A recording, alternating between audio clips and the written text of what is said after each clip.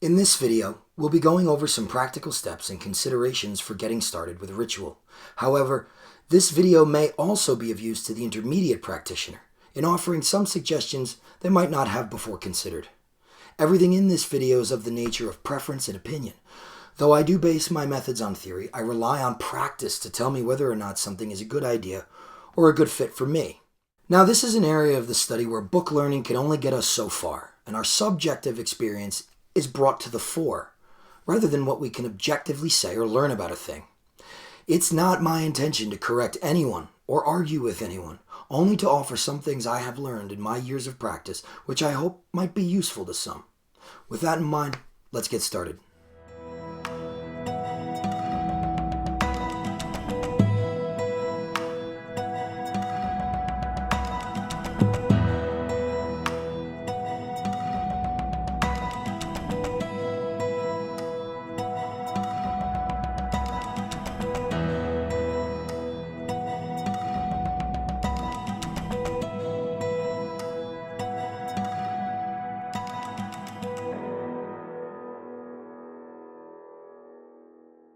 The first question anyone should ask before beginning a ritual, whether it be a single ritual or a regimen of ritual praxis, is why. Why am I doing this? What are my underlying motivations? Are they mundane? Are they spiritual? Are they ethical? Will this make me a more spiritual practitioner, or will it have the opposite effect? You don't have to answer these questions to anyone but yourself. However, as initiates and magicians, it's important we ask these questions of ourselves. Part of knowing thyself is having a very clear and very truthful understanding of your why. Oftentimes, if something is questionable, in that hazy area between white and black magic, which magicians like John Michael Craig and others so cleverly labeled gray magic, or if it's of great consequence in general, I typically suggest some form of divination to ascertain beforehand whether or not the operation is worthwhile. I like to use tarot for this purpose generally, since for me, it not only offers a yes or no answer, but typically it'll speak to some consequences, both intended and unintended. The more specific the question, usually, the more focused the answer. From there, I use my best judgment and inner guidance to decide whether or not to proceed. The first practicality to work out typically is finding a space. Magic done exclusively via intention and visualization can be effective, particularly if those are strong points within the abilities of the individual practitioner. However, in ritual, we're typically attempting to make some material change or change within the material. That change can be either mundane or spiritual. Since our point of reference is in what Kabbalistic magic would term Malkuth of Asaya, or in other vernacular, Earth of Earth, then we must ground the intention and energy here by way of mental images and also with some physical gesture or act.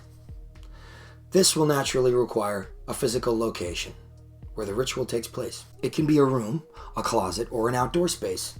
It can be private or shared. I'll also offer this. If you are intending to make a routine of this and are able to, it would be optimal to procure a room used solely for ritual and nothing else, keeping it locked to prevent any other person from entering it. This serves several purposes. First, it ensures that there are no energetic interferences, meaning both from outside in as well as inside out. And it can help hyperfocus your ritual by eliminating distractions of mundane life which are often present in, say, a living room or bedroom. Focus is important. Also, it declares not only an intention, but a sincerity of that intention to your conscious and subconscious mind, and the currents and energies in and with which you are working, to say the least. If you cannot find a private room or space, do not let this stop you. Persistence in the face of obstacles is a powerful declaration of will and intention as well. Just be sure that you don't mix your magical space with, say, a space that is host to any variety of mundane sexual or otherwise energetically intense activities. That's just my suggestion, based on the way energies can interact in a way that is not specific to the goal in pursuit. Keep the space clean and uncluttered. The less distractions, the better. The cleaner, the better as well. Neglected spaces where dust and things like cobwebs are allowed to accumulate will draw unwanted energies from the astral, particularly if you're moving energy around the space and your sphere of sensation, or aura.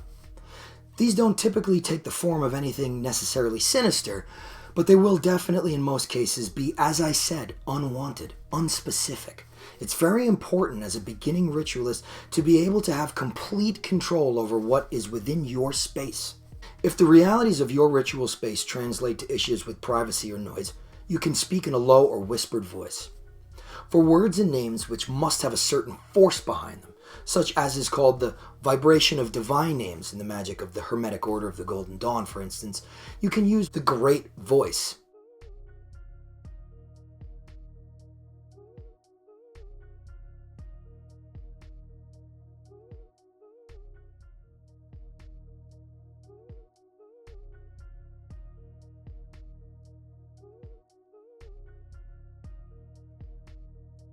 In terms of ritual dress or regalia, I typically like to use a simple towel robe or alb, depending on the type of work I'm doing, but I also work in plain clothes if need be. I don't let that stop me from executing a valid intention. I would say, however, that it is advantageous to wear clothes that aren't necessarily clothes you typically wear frequently. It helps to enter that liminal space of magical self-creation and discovery if you feel as if you're stepping out of your mundane life and cares and into what some magicians refer to as the magical personality. It's important you not be distracted by anything as well, so the less variables, the better. Avoid accessories and excessive layers. Be sure to be comfortable and able to move around with relative ease. Always be careful with fire. They're slightly more expensive, but I recommend beeswax candles because they last longer and usually, if pure beeswax, drip way less. I've personally left behind a host of former ritual spaces spotted with candle wax and other char marks. Never put a candle on a floor cloth if you don't have to. I like to use teacup saucer plates or candlesticks with handles for this when I do, because they catch any wax that might drip from a typical candle, and they provide a sturdier base on which the candle can sit should I need to move it around or move around it. Colored candles are great to have on hand, but for my own purposes, I always use unscented. Incense will serve olfactory purposes, and I don't want anything unintentional interfering with that element. Remain very intentional about all your ritual ingredients. It's like a fine-tuned recipe. I built my ritual altar by hand. It's a standard double cube used in the Hermetic Order of the Golden Dawn. For the first year or so of ritual work, I used an ottoman, however. I also used small, thin bookshelves and end tables. The important thing is to throw a small altar cloth over them, and when you're done, put them back in some out-of-the-way spot where no one will be able to place something like food or an ashtray on them. An altar is a battery of power and should be treated with respect and a measure of reverence, like every other aspect of your magical life. The big transformations can only happen as a result of many small acts. The more you put in, the more you will get out. Ritual implements are part and parcel of magic. Wands, cups, blades of all kinds, all manner of implements. These play a significant role in ceremonial. I would start simply with this in mind. All ritual implements are symbols. They are workable symbols rather than symbols for mere contemplation, like a picture hanging on the wall. In working with these, it's intended that we bring those aspects of our microcosm which they symbolize into greater working and therefore eventual conscious control. The implement should never be random. In the system of the Hermetic Order of the Golden Dawn, there is an implement which is a fantastic example of this. The outer wand of double power. A wand is an implement symbolic of the magician's will. It's an instrument typically made of wood, perhaps a dowel, about 20 inches long, though mine was culled from the forest near my place of residence at the time. It should be about 20 inches long, 10 inches on one side are painted white, 10 inches on the other are painted black. A thin gold band of either tape or paint is then placed or drawn at the center, where the colors meet. It's a symbol of balance and harmony, symmetry, the attributes of which, when called forth in our personalities, lead us up what many spiritual traditions call the middle way. When invoking, the white end is to be pointed. When banishing, the black. But the fulcrum of the practitioner's grip should always be at the golden band. This point represents the point of balanced power. An important note here is that while the implement is symbolic of the will, really we mean higher, capital W will, that does not mean that the practitioner can now suddenly create feats of magical strength outside of the proportion of their individual will.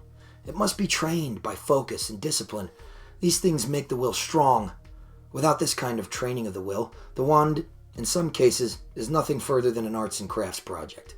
Yet, once a magician makes, consecrates, and begins using their wand as a symbol, the implement will typically begin stimulating in some way the practitioner's will to fuller activity, or at least reveal in what ways the practitioner's will is hampered or needs some work.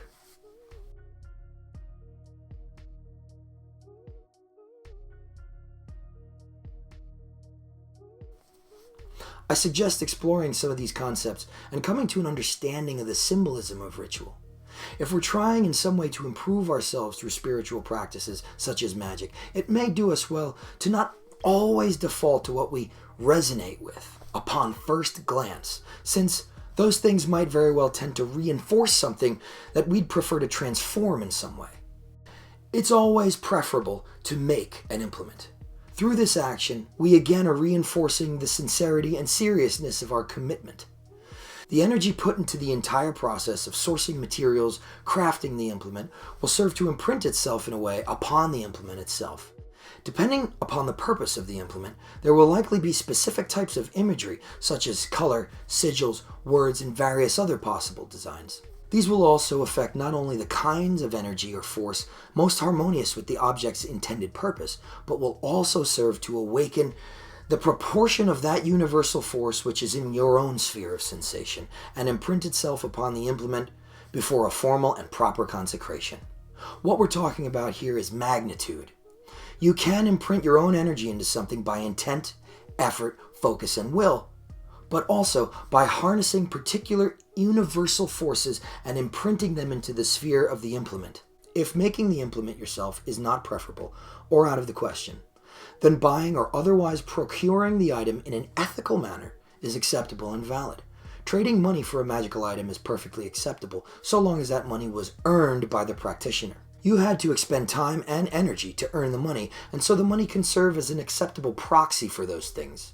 It's an exchange. Again, these things are of the utmost importance to the conscious and subconscious mind of the practitioner, as well as the currents, energies, and entities with which they are or will be working. Here's what a suitable starting setup might look like. Altars are best kept uncluttered for basic operations. Again, choose specificity of purpose rather than quantity. There are different types or usages of altars. Shrine altars are not the same as ritual altars, as altars in modern ritual are typically akin to storage batteries. They absorb and retain power, reconsecrated and re-empowered by each ceremonial working. It's a kind of compound energetics. Another relevant consideration is Kairosophy. Kairosophy is the knowledge or wisdom of the right moment for the ritual. In other words, ritual timing. There are a few places to start regarding this. Typically, we pay attention to the day and hour of a planet. The days themselves are attributed to the 7 classical planets of antiquity. The attribution of the planets to the 7 days of the week dates at least as far back as the ancient Mesopotamian civilization. The 7-day week was devised as a product of their scientific division of time. They were among the first to cultivate a system of astronomy and what we now consider astrological correspondences. A 7-day week fits neatly into a typical 28-day month or month, roughly the length of a lunar cycle. These, to their minds, corresponded to the 7 classical or visible planets, that is, visible with the naked eye. These planets have traditionally been corresponded to, or in several cases, literally considered to be divine bodies of the gods. This attribution continued through time to the Romans and the pre-Christian Germanic civilizations with which they were in close contact. This is where we get the modern names of the days of the week. Each of these days is further subdivided into periods corresponding to the governance of the several planetary bodies. These are called the planetary hours. Planetary hours can be observed easily with any of many of the free apps that are available. However, there's a fairly simple calculation if one desires to put themselves in closer touch and communion with the actual cycles of time, which change as the year progresses and the seasons change. I cover this in the Planetary Hours video, which you can watch here. Taking these divisions into account, one would establish the intent of a ritual. Let's just say, for example, to cultivate more energy in order to accomplish tasks throughout their day. We would find the planet most closely corresponded to that purpose. In this instance, Mars. A specific planetary hour of a specific planetary day, say the day and hour of Mars, typically occurs twice in one day, and we know one of these hours is always at sunrise. For example, the hour of the sun will always begin at sunrise on a Sunday, and each of the following planets would have their hour in succession according to what is called the Chaldean order of the planets, also covered in the Planetary Hours video.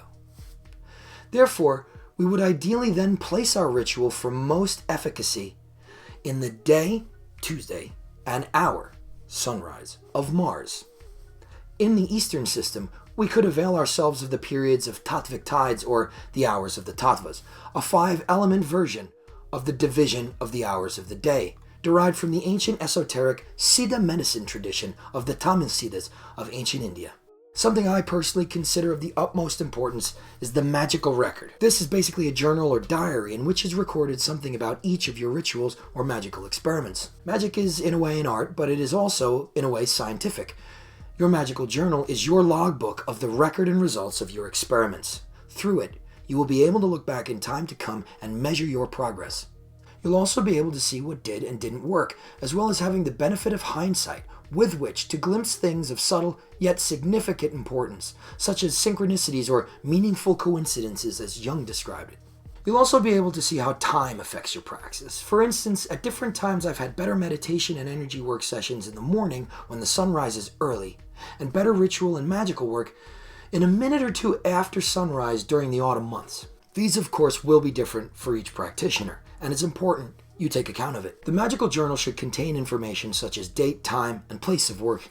Any important or pertinent astrological and astronomical information such as what sign the sun is in, what sign the moon is in, and any major positive or negative astrological aspects. This sounds complicated, but this can be found easily by using an astrological calendar, such as Llewellyn's for instance. It should also include the ritual and meditative work done in a given session, and any insights or complications which occur just before, during, or after the session. A summary can be written after the major information is recorded if you wish, of either lesser or greater length. It's up to you. Just don't let time stop you from getting the information that you need to record recorded, even if it's just the bare minimum. Jot it down immediately after the session. The magical record is of equal importance to the ritual work itself. A ritual typically has 3 parts: an opening, a middle part or intended working, and a closing. A ritual should typically begin with a clearing of the space and a setting of protective wards. In many traditions, the lesser ritual of the Pentagram is used. This is an elegant and beautiful ritual which was created and popularized by the founders of the Hermetic Order of the Golden Dawn. It has since found its way into various modern spiritual traditions such as Wicca and Thelema, by way of personages such as Gerald Gardner, Aleister Crowley, and Dion Fortune. A link to a script of the ritual is available in the show notes below. It should be noted that the extremely popular banishing version of the lesser ritual of the Pentagram was not typically used as often as it is now in much ritual work in the early years of the Golden Dawn by its founders. There is evidence, however, that the invoking version of this ritual was typically preferred, which has protective elements inherent in itself as well. However, it should be mentioned that early order documents specified that the lesser ritual is sufficient for operations in which a very basic protective protocol is needed, whereas the greater ritual, which we will cover in another video, as well as other opening or closing ritual forms, is preferable for operations which require greater energies. Another excellent ritual for this purpose is the setting of the wards, a ritual coming from the Ogdoadic Hellenistic magical tradition of the Aurum Solis, which I've also included a link to. I'd also recommend the exercise of the middle pillar, a ritual created by adepts of the early Hermetic Order of the Golden Dawn and popularized by Israel Regardie in the mid-20th century. It's a form of visualization and energy work which serves to powerfully balance and center the practitioner and call down energy in a manner similar to esoteric Taoist and other Eastern traditions of alchemical energy work. After the opening, the middle part or working can be proceeded with. This can be an invocation, a divination, an alchemical operation, a pathworking or visualization exercise, and any other kind of magical or psycho-spiritual operation. After the main working has been done, it is prudent to close the operation, as well as the space, down. This can be done sufficiently with the banishing version of the lesser ritual of the Pentagram and a license to depart. The following is a typical example of the verbiage of a license to depart. I now release any and all spirits and other entities that this working has called forth and detained in this place. Depart in peace to your abodes and habitations. Let there be peace between you and me, and be you ready to return when you are called. I now declare this space duly closed, so mote it be. This should suffice to clear and close the space for a simple ritual. The space should be broken down, ritual implements and items put away and stored separately from mundane spaces and possessions. If your ritual space is, say, in your bedroom, I would recommend acquiring an inexpensive trunk or organizational bin in which to keep your implements and ritual items and regalia. I'll note that your ritual items should be individually wrapped in linen or some other type of affordable, durable cloth. I've used spare pillowcases in the past. Finally, I want to take a moment here to emphasize one last note and stress the importance of meditation and energy work. In my own estimation, there are a few things no ritual praxis can really be called such without. These are meditation and energy work of some kind. Meditation is a hazy and confusing subject to many Westerners. Oftentimes we hear the word and immediately think of something like not thinking. While this is a kind of meditation commonly referred to as no-mind meditation, this particular kind of meditation is not a necessity in magic. However, meditation which serves to focus the attention is of paramount importance. Developing focus is an integral skill to magic. For this purpose, I recommend mindfulness meditation. An excellent and easy-to-read primer on Eastern meditation for Westerners is A Practical Guide to Buddhist Meditation by Paramananda. Mental and emotional control is not only indispensable to real magical efficacy, but also goes a long way toward a better quality of life in general, in my own experience. Magic is, among many other things, a very specific type of energy work. We use energy in highly sophisticated yet little understood ways, even by practitioners of many years. To me, Eastern energy work traditions are the other side of the coin, so to speak, without which we cannot possess a holistic picture of what magic is and how it actually works.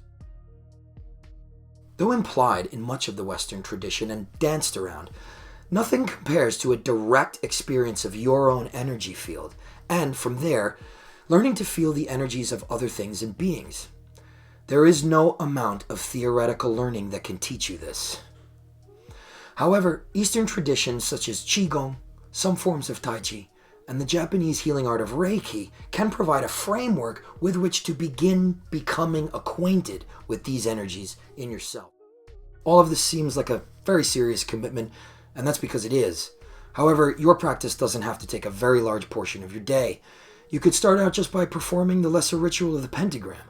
Many initiates recommend the invoking version upon waking in the morning and the banishing version before bed, but do take care to make adjustments if this is interfering with your sleeping patterns. Listen to and trust your own experience. I recommend doing a little every day, rather than a large amount over 1 or 2 days.